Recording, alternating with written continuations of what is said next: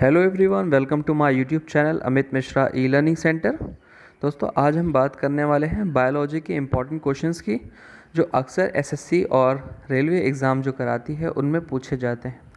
इसके आपको 1 से 2 प्रश्न ज़रूर मिलेंगे एग्ज़ाम में, चाहे आप इसका ग्रुप डी का एग्ज़ाम दें, आरआरबी का, एनटीपीसी का एग्ज़ाम दें, एसएससी का सीएचएसएल एग्ज़ाम दें या सीपीओ आने वाले एग्ज़ाम दें।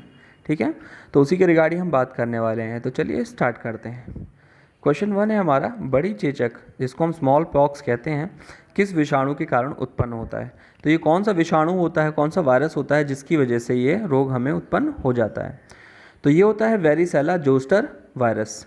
इसकी वजह से क्या होता है, बड़ी चेचक या स्मॉल पॉक्स उत्पन्न होता है। नेक्स्ट है, खसरा रोग किस कारणवश होता है। तो जो खसरा बीमारी होती है ये किस वजह से होती है, तो ये होती है रोबियोला विषाणु की वजह से। किसकी वजह से, रोबियोला वायरस। नेक्स्ट है हमारा क्वेश्चन, मधुमेह रोग किस कारण से होता है। तो जो डायबिटीज़ होती है वो किस कारण से होती है। मधुमेह रोग इंसुलिन हार्मोन का उचित मात्रा में ना होने से होता है। यानी कि जब इसका स्त्रावण जो होता है, जो इसका सेक्रेशन होता है, जब वो प्रॉपर नहीं होता तो उसमें क्या होता है, आपको डायबिटीज़ हो जाती है और आपको एक्सटर्नली यानी बाहरी रूप से इंसुलिन हार्मोन लेना पड़ता है। नेक्स्ट है, कोरोनरी हृदय रोग क्यों उत्पन्न होता है। तो जो कोरोनरी वेन्स में जो हृदय रोग होता है वो क्यों उत्पन्न हो जाता है। कोरोनरी धमनी में रुधिर का थक्का जम जाने से। तो जो हमारी कोरोनरी वेन्स होती हैं उनमें क्या होता है, ब्लड क्लॉटिंग होने लगती है, जिसकी वजह से यह रोग उत्पन्न हो जाता है। नेक्स्ट हमारा क्वेश्चन नंबर 5, कैंसर रोग की उत्पत्ति क्यों होती है। तो कैंसर रोग की उत्पत्ति कोशिकाओं के अनियमित कोशिका विभाजन से होती है। जो हमारी सेल्स होती हैं वो क्या करती हैं, इम्प्रॉपरली क्या करती हैं, अपने आप को डिवाइड करने लगती हैं और नंबर में मल्टीप्लाई करने लगती हैं। इस वजह से यह रोग उत्पन्न होता है। नेक्स्ट है क्वेश्चन 6, किस कारण से कैंसर कोशिकाएं उत्पन्न होती हैं। जो ये कैंसर सेल्स होती हैं ये क्यों बनने लगती हैं हमारी बॉडी में। कोशिकाओं की उपस्थिति में ऑन्कोजीन्स के सक्रिय हो जाने से। अब हमारी सेल्स में होते हैं ऑन्कोजीन्स, जब ये एक्टिव हो जाते हैं तो जो कैंसर सेल्स हैं उनका निर्माण होने लगता है। क्वेश्चन नंबर 7 है, कैंसर उत्पन्न करने वाले पदार्थों को क्या कहा जाता है। तो क्या होते हैं पदार्थ जिनकी वजह से कैंसर उत्पन्न होता है। तो वो होते हैं कार्सिनोजेन। क्या होते हैं, कार्सिनोजेन। ये आपको याद रखना है, कैंसर और कार्सी, इससे आपको याद रख सकते हैं कौन से पदार्थों से उत्पन्न होता है कैंसर, कार्सिनोजेन से। नेक्स्ट है हमारा क्वेश्चन 8, रुधिर की कोशिकाओं का कैंसर क्या कहलाता है।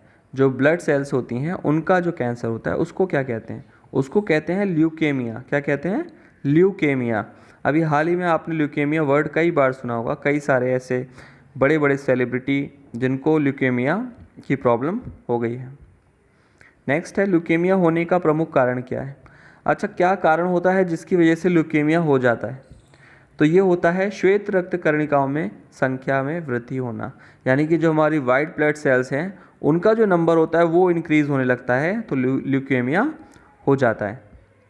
नेक्स्ट हमारा क्वेश्चन नंबर 10, पीलिया किस कारणवश उत्पन्न होता है तथा यह किस अंग को प्रभावित करता है। तो यह विषाणु के कारण होता है और यह हमारे यकृत को प्रभावित करता है। नेक्स्ट क्वेश्चन है हमारा, सांस रुकना किस रोग का प्रमुख लक्षण है। सांस रुकना किस रोग का प्रमुख लक्षण है, यह है डिप्थीरिया का प्रमुख लक्षण। नेक्स्ट हमारा क्वेश्चन नंबर 12, पायरिया रोग किस अंग को प्रभावित करता है तथा यह किस कारणवश उत्पन्न होता है। तो पायरिया रोग हमारे दांतों को और मसूड़ों को प्रभावित करता है। यह एंटी अमीबा जिंजिविलिस नामक प्रोटोजोआ से होता है, तो आप याद रख सकते हैं इसको। नेक्स्ट हमारा क्वेश्चन, दाद रोग उत्पन्न होने का प्रमुख कारण क्या है। तो जो दाद रोग होता है जिसको हम कहते हैं फंगल इन्फेक्शन या रिंग वॉर्म, वो क्यों होता है। तो वो होता है कवक के कारण, एक फंजाई होता है उसके कारण ये उत्पन्न होता है। नेक्स्ट क्वेश्चन हमारा, स्लीपिंग सिकनेस या निद्रा रोग किस कारणवश होता है। सिकनेस जो होती है, निद्रा रोग जिसे हम कहते हैं, ये उत्पन्न होता है सीसी मक्खी के काटने से। अब इसका कारण क्या होता है, ये ट्रिपिनोसोमा प्रोटोजोआ की वाहक होती है। जब ये काटती है तो ये ट्रिपिनोसोमा प्रोटोजोआ छोड़ देती है, जिसकी वजह से हमें स्लीपिंग सिकनेस या निद्रा रोग हो जाता है। नेक्स्ट हमारा क्वेश्चन नंबर 14, मलेरिया रोग किस कारणवश होता है? यह रोग प्लाज्मोडियम परजीवी से उत्पन्न होता है। इस परजीवी की वाहक मादा एनीफ्लीज मच्छर होती है। तो ये जो रोग होता है ये मादा एनीफ्लीज मच्छर ये क्या करती है, इसकी वाहक होती है और जहाँ जाके बैठती है, काटती है, तो वहाँ पर क्या परजीवी छोड़ देती है प्लाज्मोडियम, जिसकी वजह से मलेरिया हो जाता है। नेक्स्ट हमारा पेचिस रोग किस कारण से उत्पन्न होता है तथा यह किस अंग को प्रभावित करता है? तो यह रोग होता है एंटी अमीबा हिस्टोलिटिका के कारण तथा यह आंतों को प्रभावित करता है। नेक्स्ट हमारा क्वेश्चन नंबर 16, कालाजार रोग किस कारण से उत्पन्न होता है तथा यह किस अंग को प्रभावित करता है? तो जो कालाजार रोग होता है ये लिशमैनिया डोनावानी परजीवी के कारण उत्पन्न होता है। जो इसकी वाहक होती है वो बालू मक्खी होती है और ये हमारी अस्थि मज्जा को प्रभावित करता है। नेक्स्ट क्वेश्चन है हमारा 17, हैजा रोग किस कारणवश उत्पन्न होता है तथा यह किस अंग को प्रभावित करता है?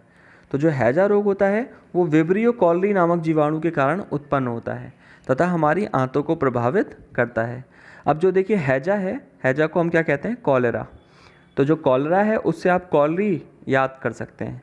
तो आपको ये ध्यान रहेगा एग्ज़ाम में कि जो कॉलेरा होता है वो कॉलरी नामक एक जीवाणु की वजह से, बैक्टीरिया की वजह से होता है। नेक्स्ट है काली खांसी रोग किस कारण से उत्पन्न होता है तथा यह हमारे किस अंग को प्रभावित करता है? तो काली खांसी हीमोफिलस पर्टुसिस नामक जीवाणु के कारण उत्पन्न होता है और यह हमारे श्वसन तंत्र को प्रभावित करता है, यानी रेस्पिरेटरी सिस्टम को हमारे डिस्टर्ब कर देता है। नेक्स्ट है क्वेश्चन 19, क्षय रोग किस कारण से उत्पन्न होता है तथा यह किस अंग को प्रभावित करता है? तो क्षय रोग को हम कहते हैं टीबी यानी कि ट्यूबरक्लोसिस। तो ये क्यों होता है और कौन सा अंग इससे प्रभावित होता है? तो यह होता है माइकोबैक्टीरियम ट्यूबरक्लोसिस जीवाणु की वजह से। तो जैसा मैंने अभी बताया क्षय रोग को हम कहते हैं टीबी यानी ट्यूबरक्लोसिस, तो इसके जीवाणु का नाम भी क्या है? ट्यूबरक्लोसिस। उससे आप इसको याद रख सकते हैं। यह हमारे फेफड़ों को प्रभावित करता है, लंग्स को ये क्या करता है? प्रभावित करता है। नेक्स्ट है प्लेग रोग किस कारणवश उत्पन्न होता है तथा इसका वाहक क्या होता है? तो जो प्लेग रोग होता है ये पास्चरेला पेस्टिस जीवाणु के कारण उत्पन्न होता है। कौन सा है? पास्चरेला पेस्टिस। इसका वाहक होता है चूहा। आपने सुना होगा एक महामारी आई थी जिसमें प्लेग रोग, चूहे गिर रहे थे सड़ सड़ के और जिसकी वजह से इंसानों की मृत्यु हो रही थी। तो दोस्तों उम्मीद करता हूँ मैं ये वीडियो आपको अच्छा लगा होगा। वीडियो अच्छा लगा हो तो लाइक ज़रूर कीजिएगा, कमेंट करके हमें बताइएगा आप कौन से टॉपिक पे वीडियो चाहते हैं। हम वैसे जनरल साइंस की सीरीज़ स्टार्ट कर रहे हैं और वीडियो को शेयर कीजिए जितने भी आपके स्टडी रिलेटेड ग्रुप हैं। Thank you so much for watching.